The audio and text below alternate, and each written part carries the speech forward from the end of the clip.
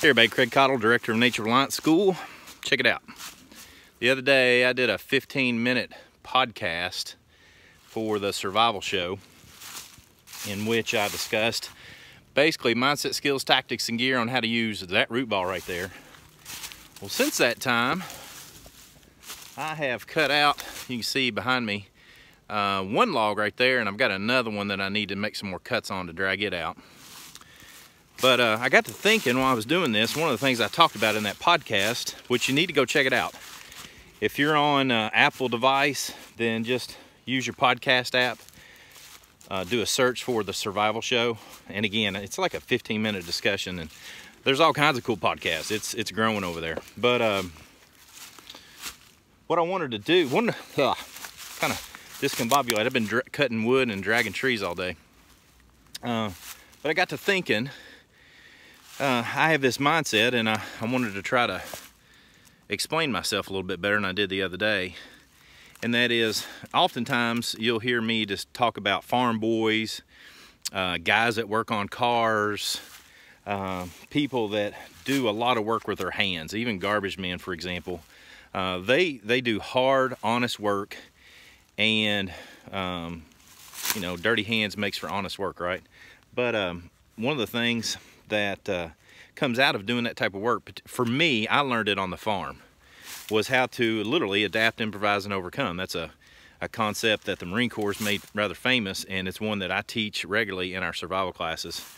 So what I thought I'd do is, that root ball's there. It could provide some cover and do some things, but realistically it's not. So what I'm going to do is I'm going to set up a pulley system, and we're going to pull this sucker back down. Why? Because I got my work done for the day, and I want to practice on my own, just seeing if I can do it.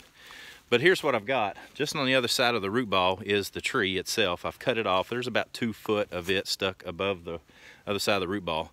I'm going to attach a logging device that's going to grab hold of it, pull it up and over the root ball, attach a chain, because this is going to be a really long pull.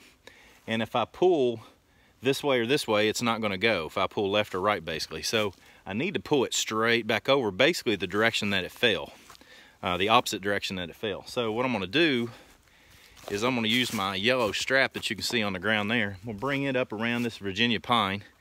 It won't scar the tree up that much, and even if it does, there's like 500 Virginia pines right here. It's not that big a deal. So I wouldn't do that if that was the only hickory tree here. I wouldn't do that if that was the only maple. But since there's so many, check them out. Look behind me. See all those Virginia pines? A lot of those need to be cut out anyway. So with that said, I'm just going to do that, and we'll see what happens. Hey, so this is the tree side. Got a logger's loop on it right here, cable, attached to a chain. And, just to give you an idea how I think, that's a big log. It was about 14 foot right there. It's going to make for some fantastic firewood probably in a year or two. And what I'll do is I'll leave the treetop. I'll cut all that down so it falls and lays on top of one another, and that will become a fantastic nesting structure for little critters. So even though this tree is gone and dead, and it was a nice one, it's going to provide some nice firewood for us, for several people actually, and going to provide some home for some little critters. Eventually some of these logs will rot, bring in bugs, so turkeys will eat the bugs.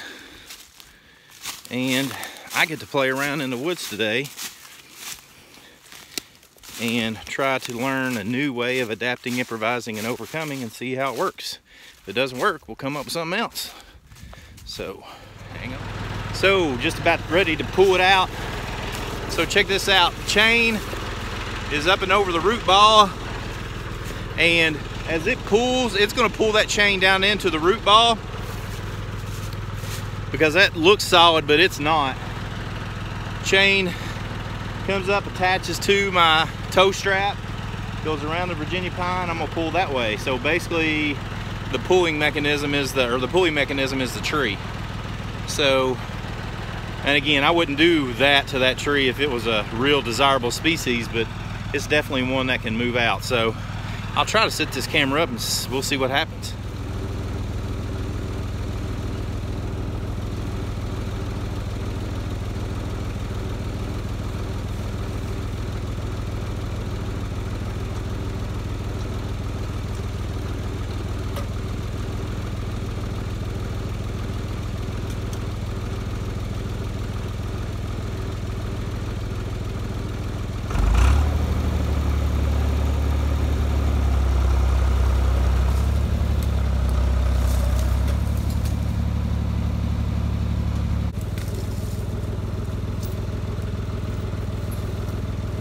excited and forgot to tighten up on the stump. Yeah!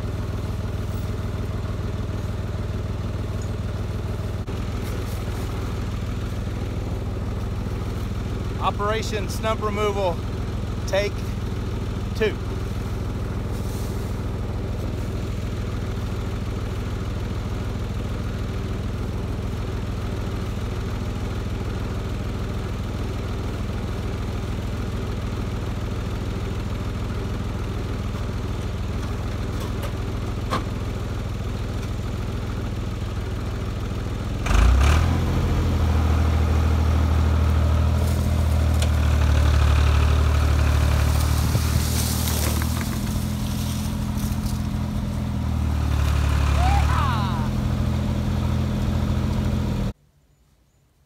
So my question for you is, do you like apples? I mean, seriously, do you like apples? How do you like them apples? Hey, but in all seriousness, there's absolutely no need to do that. The environment would have taken care of itself just fine if we hadn't done a thing to that tree. But why not?